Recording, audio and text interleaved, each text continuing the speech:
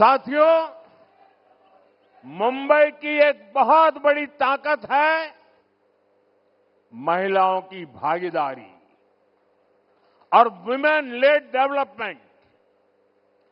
देश के दूसरे शहरों में भी मुंबई की मिसाल दी जाती है। आज स्टार्टअप्स को लीड करने से लेकर ड्रोन दीदी की भूमिका निभाने तक महाराष्ट्र की महिलाएं देश को दिशा दिखा रही है। महाराष्ट्र में 27,000 से ज्यादा स्टार्टअप्स, जिनमें से अनेकों स्टार्टअप का नेतृत्व महिलाएं कर रही है। हमारी माताएं, बहनें, बेटियां कर रही है। देश भर में 70,000 से ज्यादा ऐसे स्टार्टअप्स हैं जिनमें कम से कम एक महिला डायरेक्टर के रूप में उसका नेतृत्व कर रही है। महिला नेतृत्व वाले कई स्टार्टअप्स मुंबई बेस्ड हैं। ये महिलाएं बड़ी संख्या में रोजगार के अवसर तैयार कर रही है। महायुति सरकार की माझी लाड़की बहन योजना का लाभ बड़ी संख्या में मुंबई की माताओं बहनों को भी मिला है। पीएम आवास योजना के तहत जो घर मिले हैं, उनमें से अधिकतर घर भी महिला सदस्य के नाम पर है। इससे महिलाओं के सामाजिक आर्थिक सशक्तिकरण में तेजी आई है। साथियों, मुझे पता है मुंबई का जोश कभी ठंडा नहीं पड़ता और मुंबईकर अपनी जिम्मेदारी पूरी जी जान से निभाते हैं। और इसलिए 20 तारीख को रिकॉर्ड मतदान की जिम्मेदारी मैं आप सब मेरे साथियों को देकर के जाता हूं।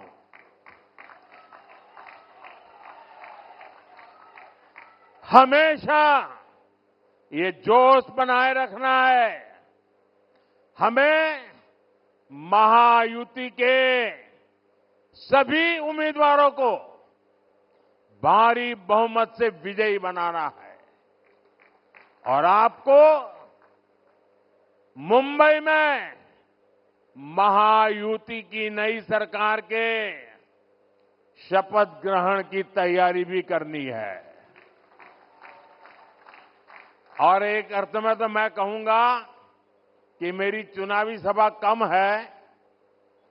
आज तो मैं महायुति की सरकार जब बनेगी, नतीजे आने के 7-10 दिन में, मैं उस महायुति की सरकार की शपथ समारोह का आपको निमंत्रण देने के लिए आया हूं।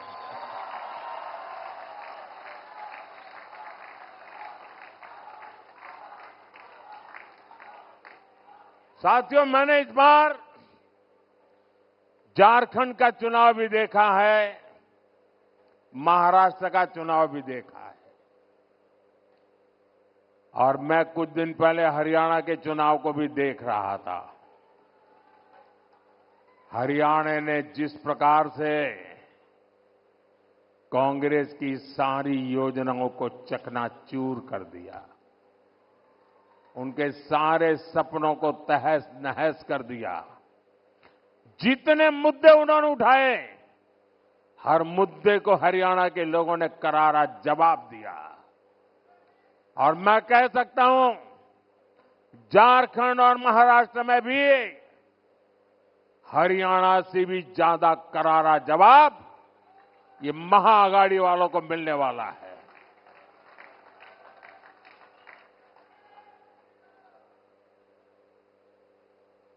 झूठ लंबे समय तक जिंदा नहीं रह सकता और देश की जनता ने हर झूठ को जमीन में गाड़ देने का तय कर लिया है। साथियों, ये लोग संविधान और वो भी कोरे कागज वाला संविधान, कुछ भी नहीं लिखा हुआ ऐसा संविधान। लेकिन देश को मैं बताना चाहता हूं, इस देश के लिए शर्म की बात है, हम सभी देशवासियों के लिए शर्म की बात है कि आजादी के बाद 6-7 दशक तक बाबा साहब आंबेडकर का संविधान जो हम सबको चलाता था, वो बाबा साहब आंबेडकर का संविधान पूरे हिंदुस्तान में लागू नहीं हुआ था। और ये बात ये कांग्रेस वालों ने छुपाए रखी थी। इस देश में जम्मू कश्मीर में बाबा साहब आंबेडकर का संविधान नहीं चलता था। वहां विधान अलग था, वहां प्रधान अलग था और वहां का निशान भी, झंडा भी अलग था। 6-6, 7-7 दशक तक बाबा साहब का अपमान इन्होंने किया था।